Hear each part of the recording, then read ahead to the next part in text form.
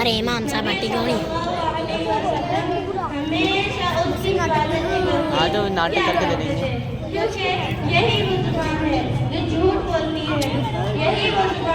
अरे इमाम साहब हटी क्यों नहीं?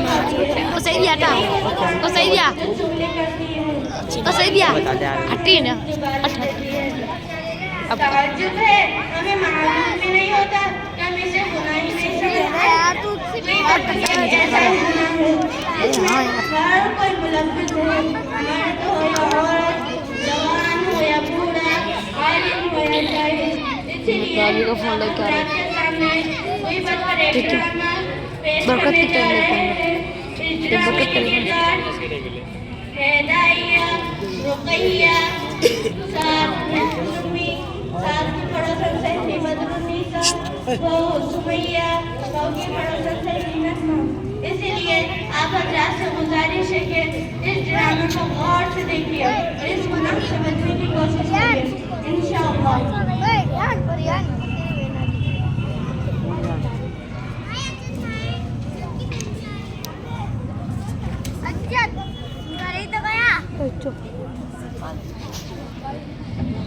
उधर से पड़े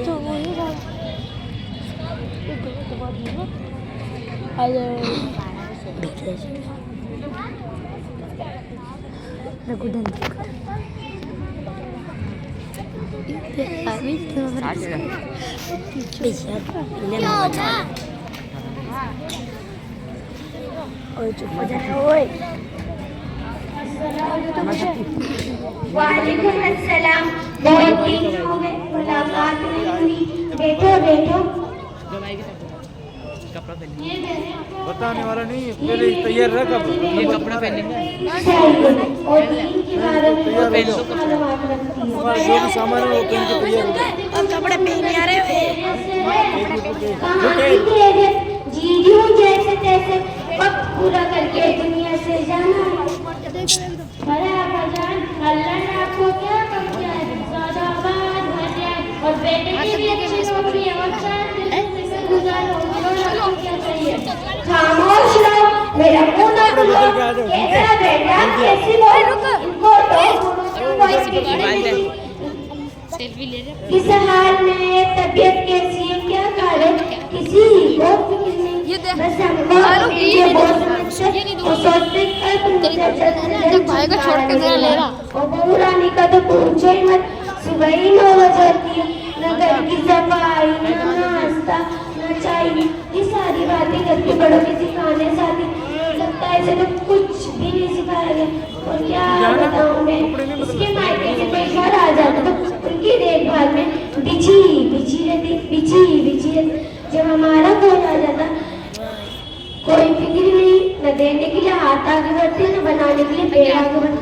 नाटक शुरू हो जाता, कभी सर में दर्द, कभी पेट में दर्द, कभी कभी ठीक नहीं। और खाने की तो पूछो ही मत। चाय ऐसी जैसे पड़ी ब्रेकफास्ट की तरह, दाल ऐसे ताला गंदा पानी, चावल ऐसे खाए जैसे पेट में दर्द। हर 2 दिन के बाद मायके याद आ जाता। मायके जाने के बाद माँ के पल्लू से बन जाती और आने का तो ना आने न देती।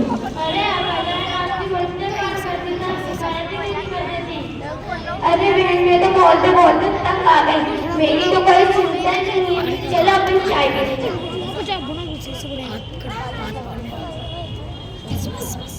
इतने बात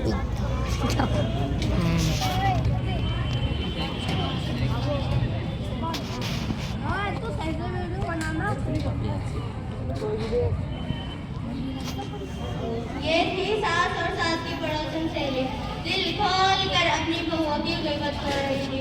अल्लाह माफ फरमाए, कितनी बुरी हालत है। अब आगे देखते हैं कि सास बहुओं की कितनी तारीफ करती है।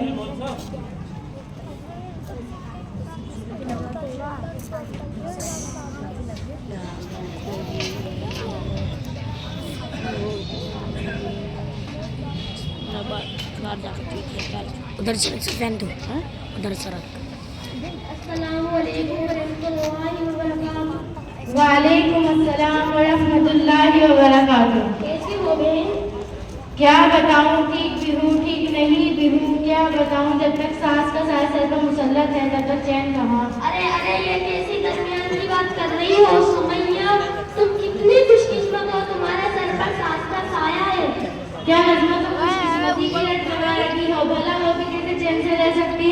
मेरे जैसी सास है। एक बात पूछूं? पूछो।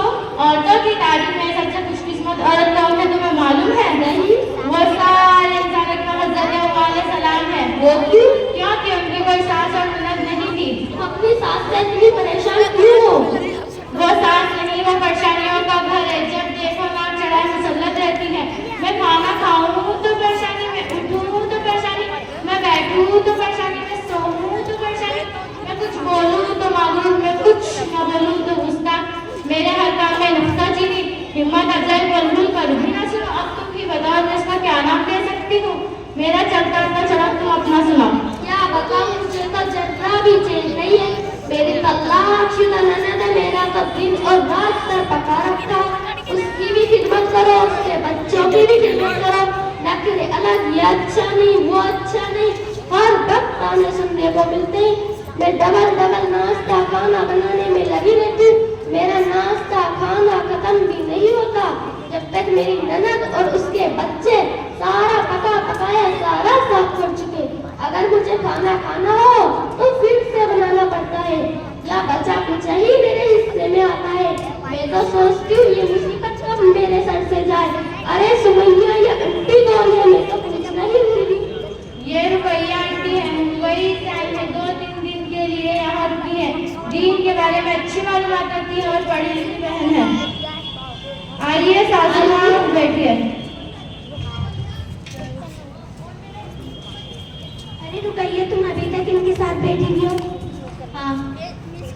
एक बात हमारे दुकानों पर दूसरों की शिकायत, दूसरों की कीमत बहुत ज्यादा हो गई है और जुबान के गुनाह हम कसरत से कर रहे हैं।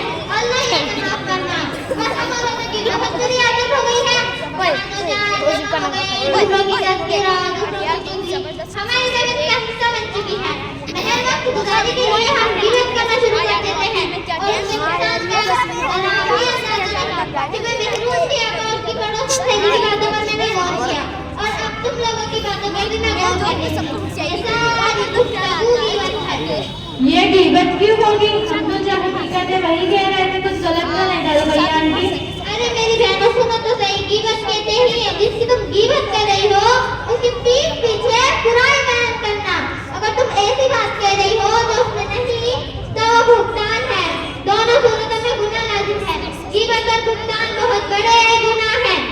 और क्या तुम में से अपना मुर्गा खाई का गोश्त खाना पसंद है? क्या तुम उससे घिन नहीं आएगी?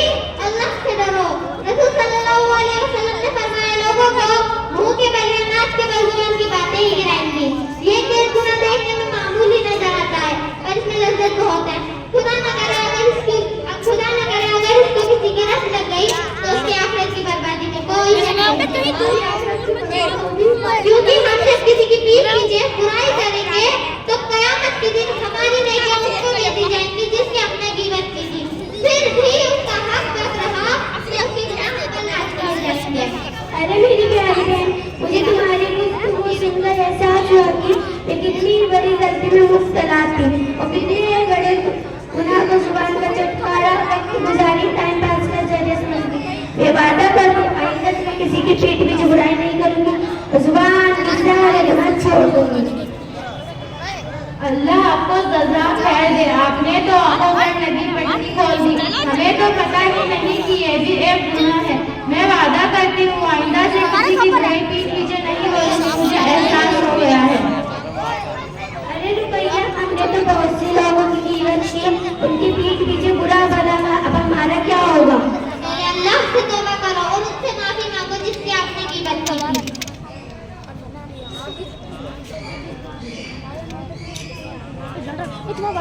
सासू माँ, हमें माफ कर दीजिए, हमने आपकी पीठ पीछे बहुत सी बुराइयां की है।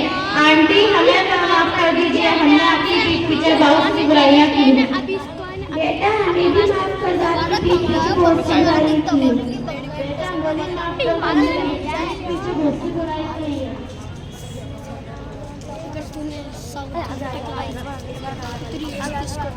माशाअल्लाह।